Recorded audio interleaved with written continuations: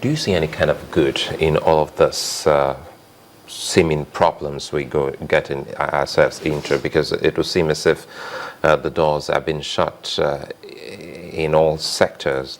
The banking sector, people who take pride in imported goods and a lot of stuff and so many other things. Do you think this is another opportunity for us to cash in on looking inwards and fixing things that before now people like yourself have always talked about? I think it's a great opportunity. Actually, one of the things that I am at a personal level hoping to do is return to being an entrepreneur in 2016. This is the manufacturing, mining, and farming year for me as an entrepreneur. Moving, as bad as things are, they present tremendous opportunity. And it's a matter of that. What do you see? Half empty, half full. So long as government does not continue to be a problem, because the biggest problem to progress in Nigeria has been government. Look, in 2003, two famous economists from Columbia University wrote an IMF working paper, Javier Salai Martin and Avin Subramanian, in which they basically argued that governing in Nigeria relative to the welfare of Nigerian people was so bad that Nigerians were better off without a government. And actually suggested that if you sat down and you wrote checks from oil receipts and mailed to Nigerians, Nigerians will come up better off than the way their government was handling the resource. Now, it might seem outrageous to say such a thing, but that thought has been taken down track by many people. And bear in mind that it's not peculiar that the states like Alaska, that are oil-producing states, in Canada, Calgary, who, rather than government keep all that oil money, just write receipts, write checks, and mail out to Canadians or Alaskans as part of their share of this windfall. But obviously, given the needs we have in Nigeria, maybe doing that, it does not exactly sound like what we should be doing. Some people have tried to modify it. There's a Norwegian economist called Martin Sambo. He used to be at Harvard, then moved to Columbia, to the Earth Institute, but I think he's now back in Europe. And I actually invited Martin to Lagos. We met at the conference in Berlin. And his thesis was, part of the reason the Nigerian government acts the way it acts is that the Nigerian people don't know it's their money that they are spending. And that the way we should go about it is, we should write to every Nigerian and say, look, your share of oil money this year is, I don't know, $2,000. But we've taxed you at the rate of 99.9%. So here's your $50. The rest we've kept back as tax. And people will say, oh my goodness, this is my money they're playing with. And that creates what Martin calls an endowment effect. Because right now, we just let people do what they like with public resources. And that's why we are in the mess that we are in. So I think that the time has come that we need a renaissance in civil society that brings the people to a point where the ordinary welfare of the ordinary citizen is central to the policy process in Nigeria. There's a sense in which we create these institutions, these are institutional arrangements. We were talking about SUVs. A few parastatals have been going back and forth to the National Assembly. And they feel so frustrated. They say the people in the National Assembly don't even understand what their parastatals exist to do.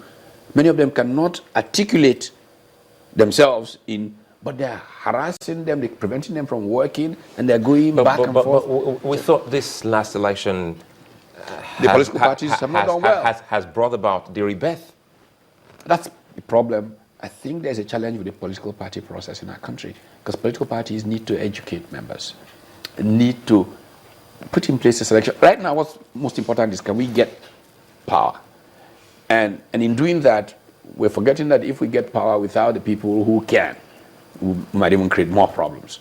So we need a new track with political parties in the way they vet people who seek public office, in the way that they educate them after they've won the elections, about their role. But those kinds of things are not being done properly by political parties. And that's the challenge that we have. Look at the states, for instance, where, because many will think, okay, well, even if the federal government is bogus and, the states, this is where these policies will be felt. And then you expect that the state government and maybe the houses of assembly will sit up because they expect it to be closer to the people than the federal government. But we don't see a lot happening there as well. Many of the state governors have more advisors than the entire federal government, But some are better than others. Let's be fair here. Some are better. I still remember clearly a statement from an American ambassador who came to a business breakfast at the Lagos Business School quite a few years ago. A commissioner from Lagos State, I think it was Yemi Kadoso, had just made a presentation. And as he was leaving, he said, I wish the federal cabinet were just half as good as the Lagos State cabinet. So years ago. But we still have to keep at these things until they get better. Right now, everybody not everybody, many people in the states, let me take my home state. Every time I go there, the first thing anybody who runs into me says me, please, can you talk to the governor on my behalf to get an appointment? I say, if you leave them, the entire state will be appointed. So that's the mindset. Yes, that's the mindset.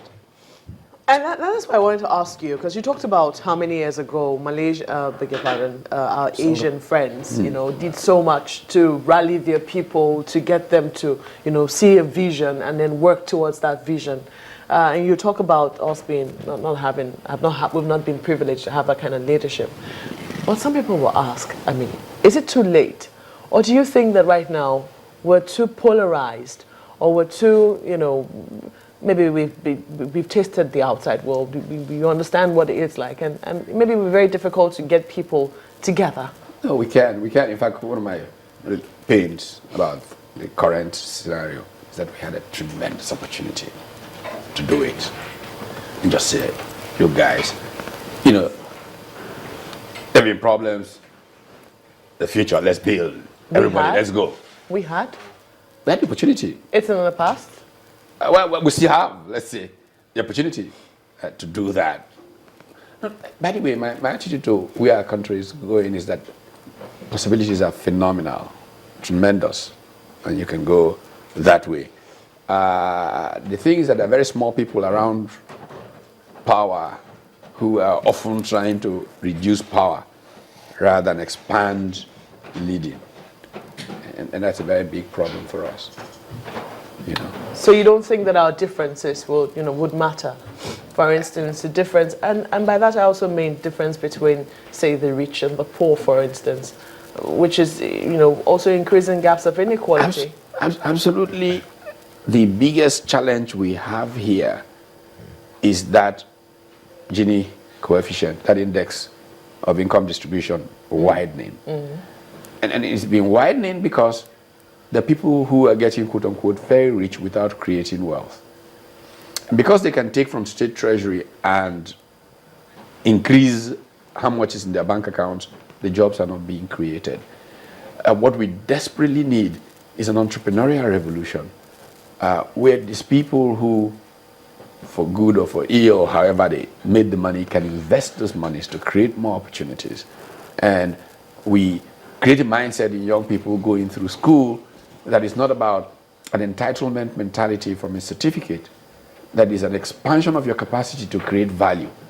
And if we all then are, through machineries that are created, be brought to seeing the opportunities and then work at harvesting it, it involves a whole values revolution, which again comes back to, it's got to be a passionate leader leading the charge. So that's where we start. This is where we're going. That's where we start.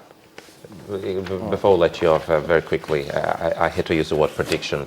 What kind of outlook do you see for us in 2016? Well, everything depends. It's going to be a challenging year if we definitely keep focusing on oil. I expressed a personal regret that the president chose to be Minister of Petroleum for me, because he signaled that oil was still very important. I wish she had chosen to be Minister of Culture or Minister of Agriculture. Look, this last couple of days, Star Wars, the movie, the whatever, it's made more money than Nigeria is likely to make in 2016. They're making I billions. follow that. Yeah. So, why do we think that oil, somebody was making a point, look at the richest men in the world, how many of them are in oil? How many of them are in banking? We just get these things wrong. It's the small item that meets people's needs, that are produced in a certain way, out of personal passion, that define wealth. But we're sending the wrong signals.